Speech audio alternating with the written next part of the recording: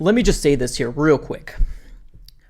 I truly do believe we will never win the Super Bowl if we continue to keep Cliff Kingsbury and Steve Keim together.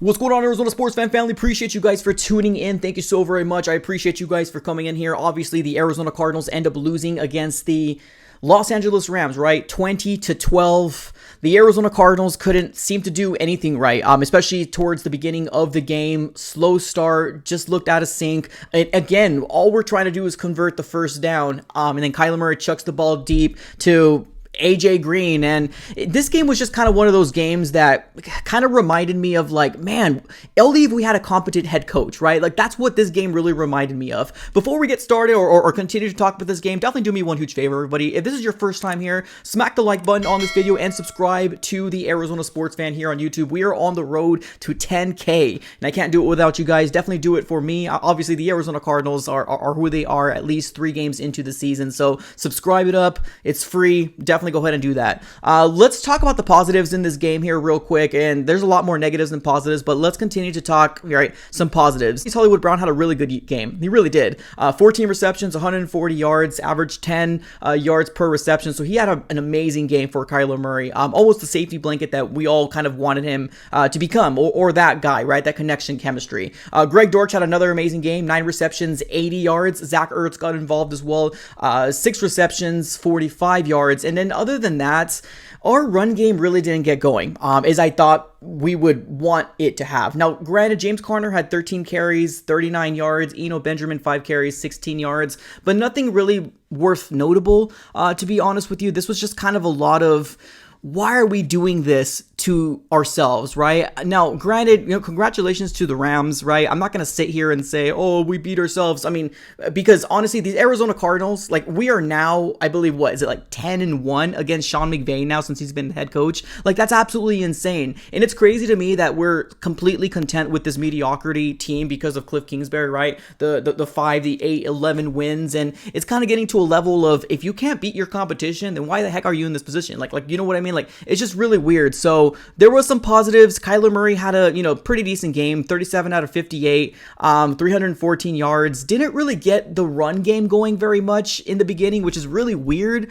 He only really kind of started running towards like the last 5 minutes of the fourth quarter. It's just really weird. It didn't make no sense. Budda Baker had a really good game. I think he was the one who forced the fumble at the second or first yard line, something along those lines. Other than that, everybody else was like, man, I mean, the defense had some times to kind of shine on its own. It's just, let's just get to the negatives, right? I don't want to continue to talk about the positives. The Arizona Cardinals, at this very moment, the reason why we lost this game is that we couldn't get out of our own way. The big plays that were going down the field, like none of them really worked for the Arizona Cardinals at all. And not only that, we had to settle for field goal every single time we were down there. And it's very frustrating, right? In terms of, and as an Arizona Cardinal fan, we did see some flashes of like, hey, that's what we should be looking like. But the biggest thing that we're running into again is that we have slow starts every single game so far this year. And nothing's changed, right? Now, if the average Arizona Cardinal fan looks at the score and they're like, oh, 20-12, the Arizona Cardinals did really good, right? They held their own. Like, yeah, we did, but at the end of the day, this is the competition that we need to beat, right? We want to get to the next level. We want to get to the playoffs. And if we can't beat the Rams, then what are we supposed to do, right? We're just celebrating mediocrity. It is honestly what it feels like as an Arizona Cardinal fan. Now, Cliff Kingsbury, he had worse games before, but he also didn't have a great game in my personal opinion. Vance Joseph seemed to kind of, buckle it back in the second half again. Matthew Stafford didn't look all too great in my opinion. There was some pretty, overthrown passes, and I feel like our defense kind of, got to him a little bit, which was good. But the bottom line is that when the defense shows up, the offense is nowhere to be seen. When the offense shows up, the defense doesn't show up. We're not playing complementary football, and it's happening time and time again. And this is one of the big reasons why this Arizona Cardinals is not going to go anywhere at all. Like I'm seriously convinced that if we don't make a change, in the head coaching or even in the GM role, we're never going to win the Super Bowl, ladies and gentlemen. We're going to continue to make these, these draft picks that are high on the draft board, right? Your Trey McBride, your Rondell Moore, all these players that were supposed to be so high, highly, sought after in the draft per Steve Keim, and nobody's really kind of giving us that production. Now, Zaven Collins had some flashes here and there, but not to the point of like, he's a Micah Parsons, right? Like, not at all. Like, all we're really kind of hoping for as Cardinal fans is like, oh, did you see that flash? Oh, did you see that thing that right there? We're not having that superstar coming out of the draft, and that's the big part, right? That's the big issue that we're having right now. Now,